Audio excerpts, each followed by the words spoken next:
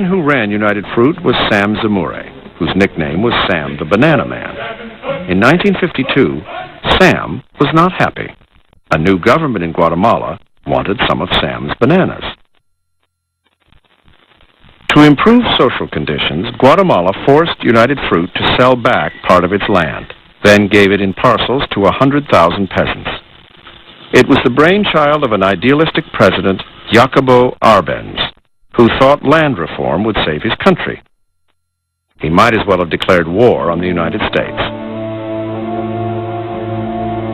In the Eisenhower administration, the Secretary and Undersecretary of State, the head of the CIA, and the UN ambassador all had ties to the United Fruit Company. The Secretary of State, John Foster Dulles, was a fanatical anti-communist who saw the Cold War as a biblical struggle between good and evil. Foster's brother, Allen Dulles, ran the CIA. It was a very convenient relationship, avoiding unnecessary debates about policy. Foster Dulles was his own sort of Presbyterian belief in the rectitude of himself and the United States, and our way was the best. And his brother Allen Dulles, infinitely more likable, more charming, more graceful, a great flirt. He loved the parties, and it seemed to be a reassurance when he was there. The right kind of people were doing it, and they weren't going to do anything that the good people of America didn't approve of. In the matter of Guatemala, the Dulles brothers hatched a plan to topple the Arbenz government while creating a cover story to hide American involvement. To create the illusion of a popular uprising against Arbenz, the CIA needed to find someone to lead the newly invented rebellion. The man they cast in the role was Castillo Armas. I looked at this guy, this little guy, kind of nervous little fellow, and I told him, "Is that the guy?" And he said, "Yes, that's him. We're going to make him president of Guatemala." I said, "Oh my God, come on! Now this is ridiculous. We're going to spend all this money to put this guy as president of Guatemala? What we had, he was the only guy we had." With a leader in place, it was up to Rettinger to train the rebel army. The troops mustered on a United Fruit plantation. The force that went into Guatemala to take over was a very, very small force. It wasn't more than 20 or 30 people. I had to help train these guys. Of course, we armed them, and we took them out on the firing range and did that. Very, very primitive training. It wasn't anything fancy at all. What we tried to do more than anything else is imbue them with the idea of taking over their country. And some of them were pretty excited about it. And some of them were not too excited about it at all. They didn't want to get shot. While field agents set about scripting the revolution, Allen Dulles worried about the American press coverage. He wanted good reviews and no mention of any American role. Luckily for Dulles, United Fruit had been hard at work spinning the story. United Fruit hired Ed Bernays, a public relations expert, to sell the American public on the dangers of communism in Guatemala.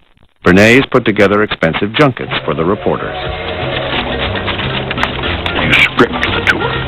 You invite in a dozen reporters, people with not much connection, not much knowledge, no knowledge of the language or the background.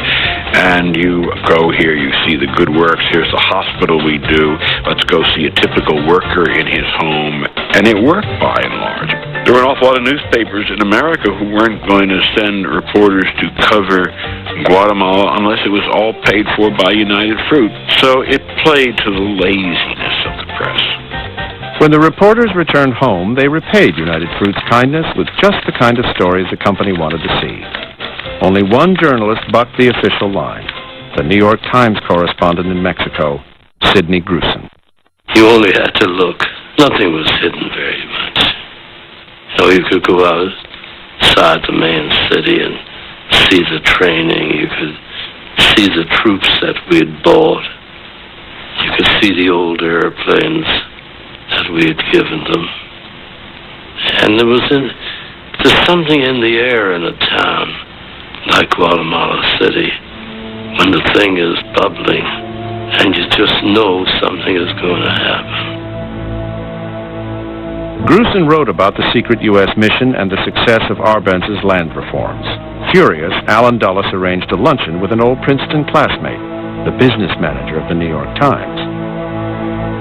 Julius Ox Adler goes down to see Allen Dulles, and Allen Dulles convinces him, and it doesn't take much convincing, that Sidney Grusin is something of a security risk and should be kept out of Guatemala at this critical time when the coup is about to happen. I think they either hinted or said outright that they thought I was a communist sympathizer, if not a communist.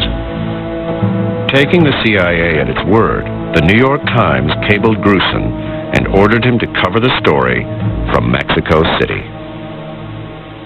The quiet, covert assault by the head of the CIA upon the reputation and credibility of an excellent reporter, and the knowledge eventually that it had been a red herring, that Grusin had been red-baited, meant that it would be less likely to be successful in the future.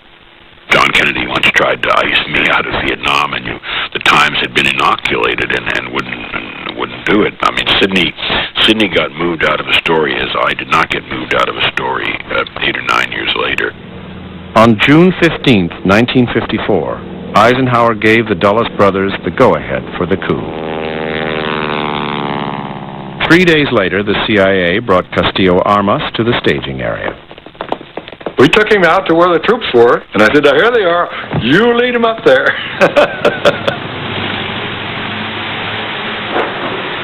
But it was really a pitiful force that went up there.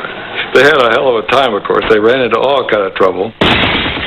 At the very first sign of resistance from government forces, the rebel army turned tail and fled back to Honduras. Afraid the ragtag rebel army might be destroyed, the CIA ordered Castillo Armas to camp 6 miles inside the border and wait for further instructions.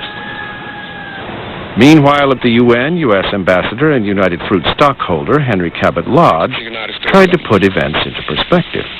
Because it is certainly true that the United States has no connection whatever with what is taking place. The information available to the United States thus far strongly suggests that the situation does not involve aggression, but is a revolt of Guatemalans against Guatemalans. On June 26th, Eisenhower agreed to supply the rebels with American planes and pilots.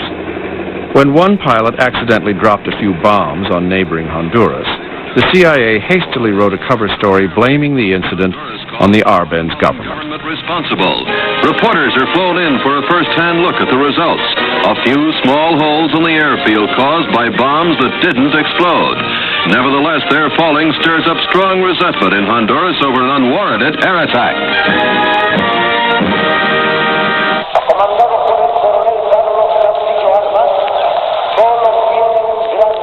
In the capital city, the CIA broadcast a fictional account of the rebel advance.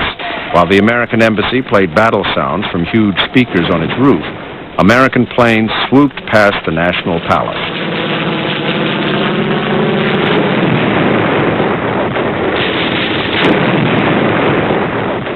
On June 27th, Arbenz stepped down. He realized when we started flying American planes over the city and bombing it, he knew the Americans were involved, and there's no way that I can win this one. I'm sure he thought that.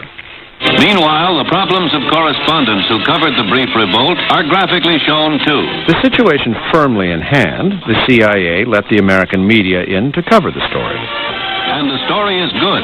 Communism, for the time being, is on the run in Guatemala.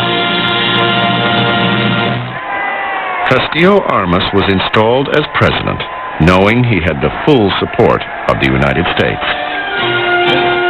President Armas presents the chief executive with a presidential seal worked by nuns in a Guatemalan convent. The president, as he admires the president, was just tickled pink the way the thing went. It was very inexpensive, very inexpensive. And we lost none of our people, and lost very few of anybody. The U.S. and United Fruit were pleased with the budget price of the coup, but the ultimate cost to Guatemala was very high. A few months after the coup, 7 leading labor organizers were mysteriously murdered, and all of the unions were banned.